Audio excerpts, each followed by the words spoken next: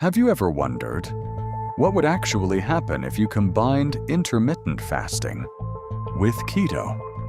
Not what influencers say, not what trends say, but what your body actually does.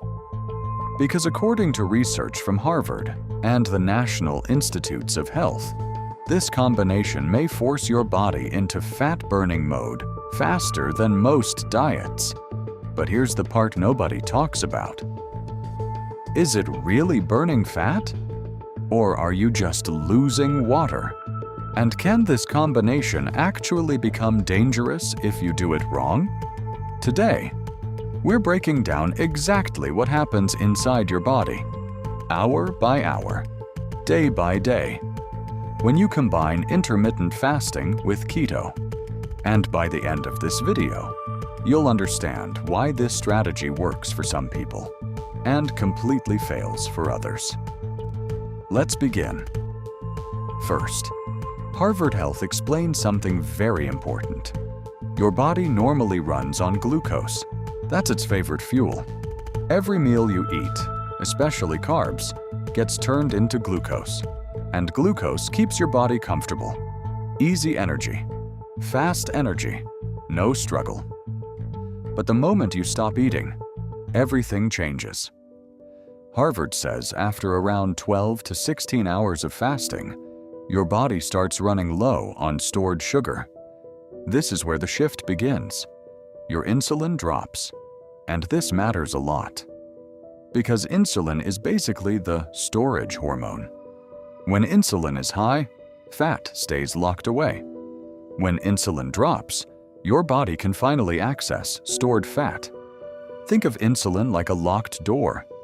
Fasting starts unlocking that door. And keto? Keto kicks it wide open. Because keto removes the one thing that keeps insulin elevated: carbs. That's why combining keto with fasting can feel powerful. One removes incoming fuel, the other removes backup fuel, and suddenly, your body has to adapt. But adapt into what? Ketosis.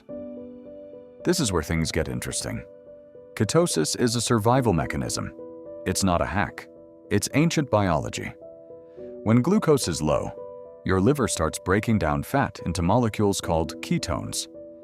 These ketones become your new fuel. Your brain uses them. Your muscles use them. Your body shifts into a whole new energy system. And according to NIH Research, this shift can improve fat loss, improve blood sugar control, and even reduce hunger. That last part surprises most people, because logically, eating less should make you feel hungrier. Right? But many people report the opposite. Why? Science has an answer. When insulin stabilizes, blood sugar becomes more stable, less crashing, less cravings. And ketones themselves may suppress hunger hormones. That means less fighting yourself, less mental torture. And that's one of the biggest reasons people succeed. Not because the diet is magical, but because it becomes easier to stay in a calorie deficit. And this is the truth. Fat loss still follows one law: a calorie deficit. Always. Even with fasting. Even with keto. You cannot escape biology. That's important. Because a lot of people think fasting melts fat. It doesn't. It creates the conditions where fat becomes easier to burn. Big difference. Now let's break down what happens inside your body. Hours 0 to 4 after eating. Your body is still digesting food. Insulin is elevated. Energy is coming from your meal. Fat burning is low. Nothing special here. Hour 6 to 12. Blood sugar starts dropping. Insulin drops. Glycogen starts being used. This is your stored carbohydrate. Your body is transitioning. Hour 12 to 16. This is where Harvard says the body starts moving toward metabolic switching. Fat starts becoming more important. Ketone production begins. This is the doorway. Hour 16 to 24. Now things get stronger. especially if you're already on keto, because your glycogen is already low, meaning you reach ketosis faster. This is why keto people often find fasting easier. Their body is already trained for fat, not sugar. But here's the twist. The first few days can feel brutal. Headaches, weakness, brain fog, mood swings. This is often called the keto flu. And it's not really a disease, it's adaptation. Your body is changing fuel systems, and that takes time. Electrolytes drop, water drops, minerals drop. This is why many beginners quit too early. They think it's not working, when actually, their body is learning. And here's another truth.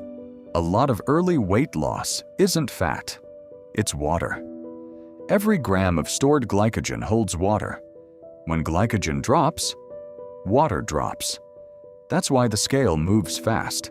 It feels amazing, but it can fool you. Real fat loss takes longer. This is where patience matters. Now, let's talk about why this combo can be so effective. Reason 1. Lower insulin. Lower insulin means easier fat mobilization. Reason 2. Appetite control. Less hunger means easier adherence. Reason 3. Stable energy. Many people feel fewer crashes. Reason 4. Metabolic flexibility. Your body learns how to use both glucose and fat efficiently. That's powerful. But there's a dark side, and most people ignore it.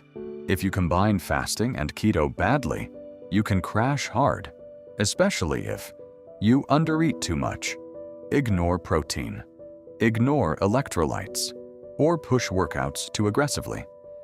This can lead to muscle loss, fatigue, hormonal issues, and binge eating. This is why protein matters a lot. Protein protects muscle, and muscle is your metabolism. Lose muscle, and fat loss becomes harder long-term. That's why the best fasting plus keto plans are not starvation. They're structured, high protein, controlled calories, good sodium, good potassium, good magnesium. This changes everything. And here's what NIH found that's important. Some studies showed people preserved lean mass better when protein intake stayed high. That means you can lose fat without sacrificing your body. That's the goal. Not just becoming lighter, becoming healthier. So, does intermittent fasting plus keto truly burn fat? Yes, it can. And science supports that.